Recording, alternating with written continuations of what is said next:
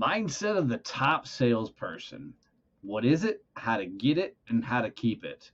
Hey, I'm Donnie Bovine, the CEO and founder of Success Champions Networking and the author of Endless Stream of Referrals. And this is Growth Mode, a sales and business development podcast all centered around how to help you sell and grow your business. Hanging out with me, as always, my buddy Kevin Snow, the sales and automation tactician and genius. And on this episode, we're going to dive into how do you create that top salesperson mentality and just go big as hell.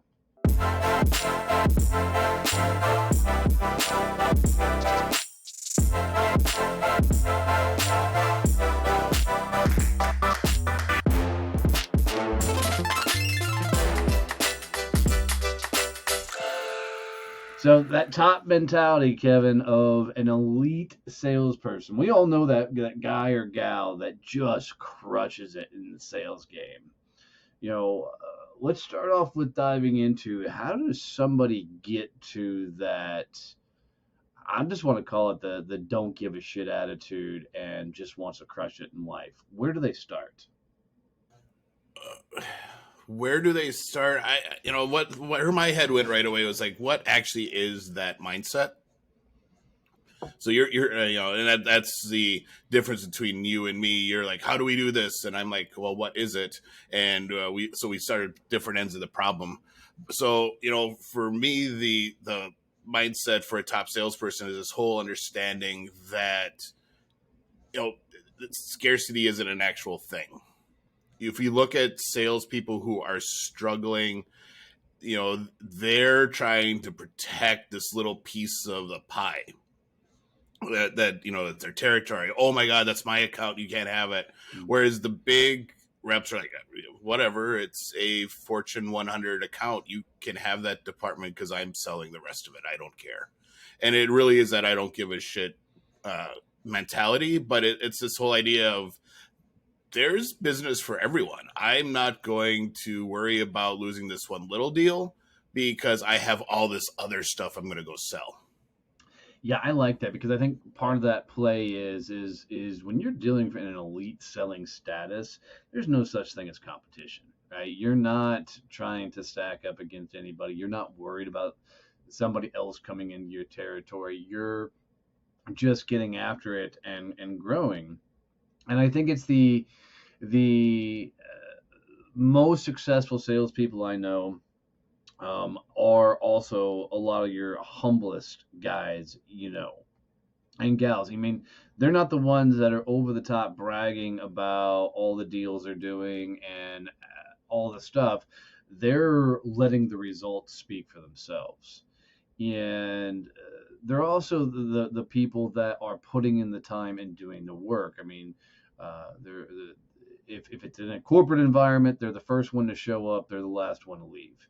And it's because they have a hunger and a desire to just go bigger than the others around them. So they are constantly in this state of, how do I do this in a more bold fashion all the way.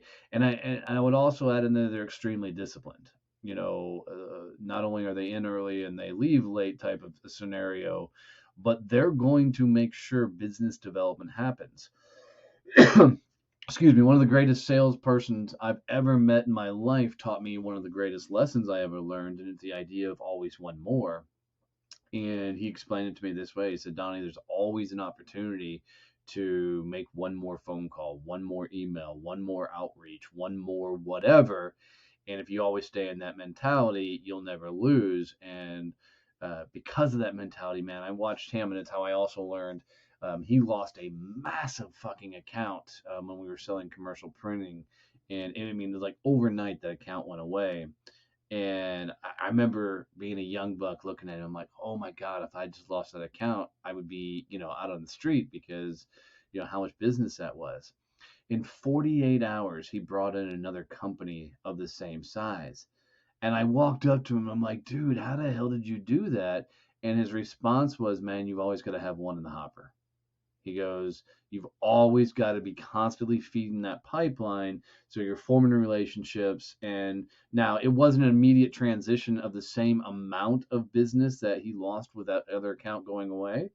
But it eventually grew to that same volume because he basically traded one Fortune 500 for another Fortune 500.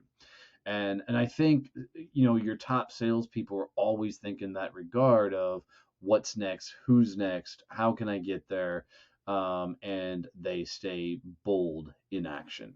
I think part of it is also that they're aware of what they're actually doing Yeah. and what types of activities are taking up their day. And they're constantly looking to actually get rid of those activities that aren't business development related, that aren't putting them in front of salespeople, putting them in front of decision makers that can make purchase decisions. They're Yep. trying they're pushing back when they have to submit new reports. Why do I need to submit this report? What is the benefit to me to do this? And they're having those types of discussions with their management, whereas the underperforming salespeople are bitching about leads. I need more Yep. leads. I need better leads. And they're making excuses on why they're not closing. Yeah, for sure. And I was sitting here thinking that going back to my years and when I first started out in commercial printing, that same top sales guy who I chased for a number of years, and I never beat him, by the way. I got to the number two rep and never number one. Um, he early on just walked up and handed me a couple of his accounts, and I remember thinking, "Oh my God, this guy just gave me business," and and what I realized is he gave me his shitty account. They weren't shitty accounts, but they weren't the accounts that were going to push him over the top. So he made the introduction, and which was another great lesson for me of you got to be willing to clear out your crappy clients that are reducing your overall size of business.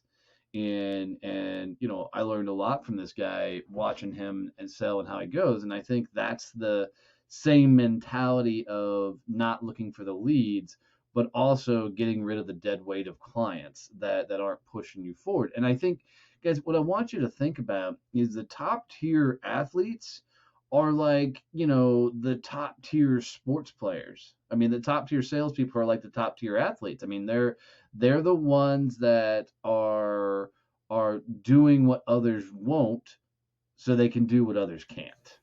Yeah, your top tier athletes are trying to figure out, all right, so how do I shave a tenth of a second off my time? They're looking at that type, the top salespeople are like, all right, so how do I increase my revenue by 1%? How do I increase it by 2%? They're looking for those little changes that are going to have a long-term impact. They're not trying to just, small salespeople, struggling salespeople are always looking for that whale. Oh, I need that just one big account. I need just one big close, and it'll make my month. Why? Go out and sell 10 little ones that are easy to close, and you'll have that same revenue. Why are you focused on this one big thing that if it doesn't close, you're now fucked? Absolutely, absolutely. So I think that, and we may have to come into and do another episode on how do you maintain that level, because I think it's powerful that we stay in the moment and talk about, what is it. I really like how you changed how we started this off, because I think, these elite salespeople, they have a massive vision in their life of what they're trying to create, and they have a massive vision they believe that they can pull off, and accomplish. So they're not worried about petty. They're not dependent on somebody else to do the work for them.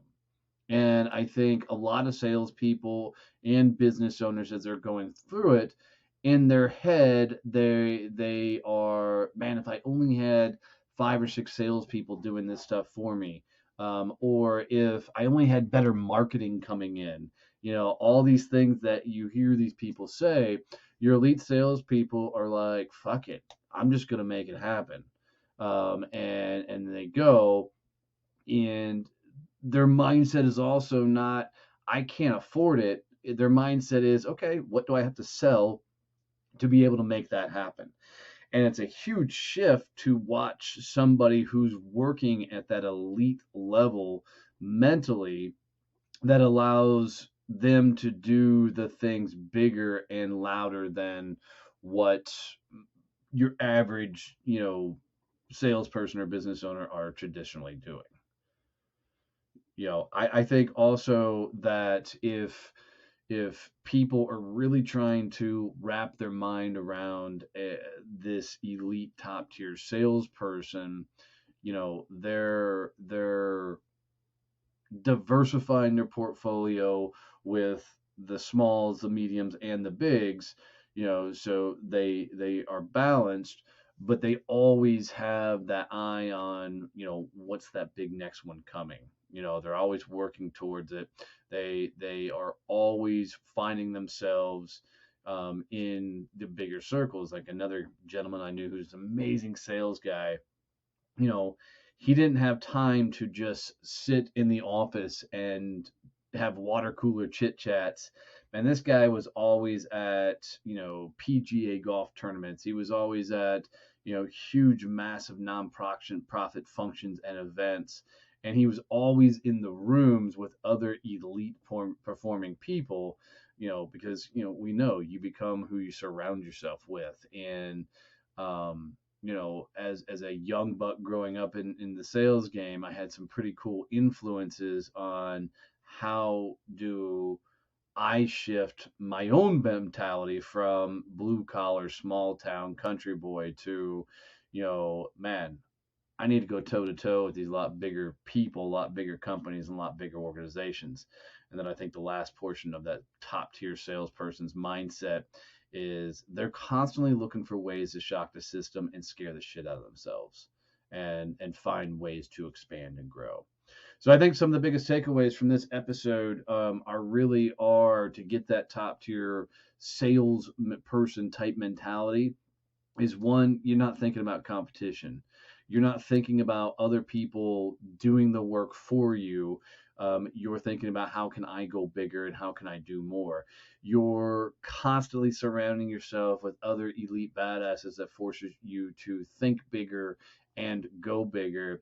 And, we didn't really talk about in this episode, but I would add in they have a badass sales system that they can replicate and duplicate that forces them to go a lot bigger. So as always, guys, if you got any value out of this, any tip, trick, anything that was helpful, do us a favor and share this out with somebody else that would receive any benefit from this.